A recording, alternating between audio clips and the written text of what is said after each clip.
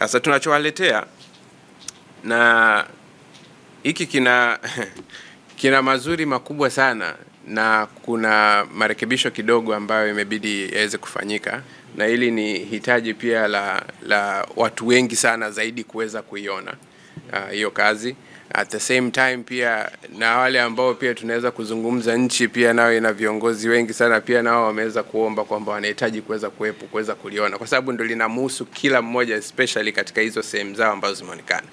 Sasa kwa nini sasa viongozi watataka kuja kuliona? Inabidi kuweza kusogeza na wananchi wote waweze kuiona kwa pamoja, kwa sababu imefikia katika ukubwa huo. Hiyo iko nje ya mikono yangu, lakini naweza nikawaambia nyinyi mkaweza kuiona mikono hiyo imekuwa katika mfumo upi.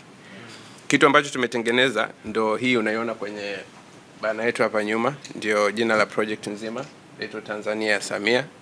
Lakini ndio hiyo Tanzania yetu. Kwa nini tumeita Tanzania ya Samia? Tumekaa katika awamu hii sasa hivi na vitu vingi sana ambavyo vimefanyika na rais wetu Dr. Samia Suluhu Hassan.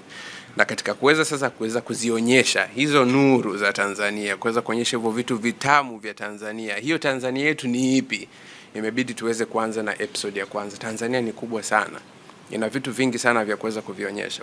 Sasa tunaanza na episode ya kwanza, kwa sababu itakuwa ni kama kazi yenyewe, itakuwa ni a format ya documentary, lakini itakuwa ni series. Ni series ambazo zinakuwa launch, na itakuwa launch Mlimani City. Watu wengi sana watakuwa invited, of course, katika sehemu tofauti, wanahabari, wananchi, viongozi, wasanii, watu fanya biashara, watu wote, kwa sababu sio jambo la kulipia.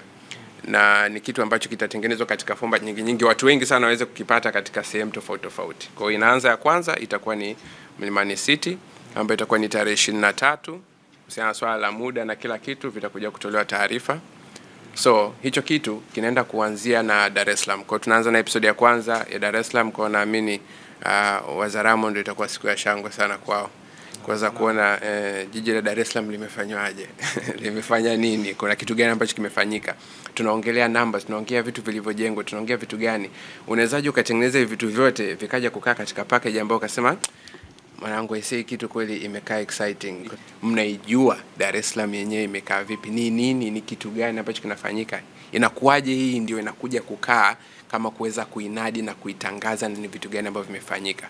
Mahospitali yako mangapi yameweza kujengwa, yakoje, yana hali gani, how do they look, airport pamekaa vipi, vitu gani vimefanyika, mambo gani yanaendelea, shule nini, miradi ya barabara ziko ngapi, kilomita ngapi, vitu gani vinafanyika, maendeleo yalofanyika ni yapi, takwimu ambazo zimetumika. Na sio kwamba hii documentary imetengenezwa tu tukaja tukasema tulipita hapa tukakuta hospitali. Hapana, the whole research ya documentation ambazo zimetembea ni zaidi ya page 100. Nakumbuka unasoma kichwa una stress, unasema niguse wapi hapa kwanza, yani kuna vitu vingi.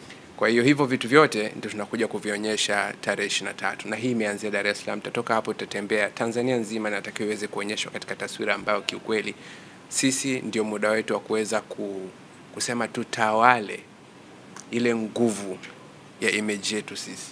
Kwa majina naitwa Eva Rafael, ni mwandaaji wa tamasha la Tanzanite Fashion Week. Na katika Tanzania yetu ya Samia tumekuja na kitu kinachoitwa Rangi Zinaongea. Tumeandaa surprise kubwa ambayo pia tutaizindua siku hiyo kwa mara ya kwanza. Tutaenda kufanya kitu kikubwa sana, na hatutaongea sana kwa sababu hatuna mengi ya kuongea. Kama kaka yetu alivyotuelezea kwamba Tanzania yetu ina mambo mengi, kuna vitu vingi. Kwa hiyo na sisi tutaenda kusema kwa rangi. Na kwa mara ya kwanza mtaenda kuzisikia rangi zote kwa sauti, mtaziona na rangi zitasikika. Kwa hiyo sidhani kama nina mengi ya kuongea. Nipende kuwakaribisha wote kwenda kuangalia rangi zetu, na rangi zetu zenyewe zitaongea, zitatoa sauti na zitasikika.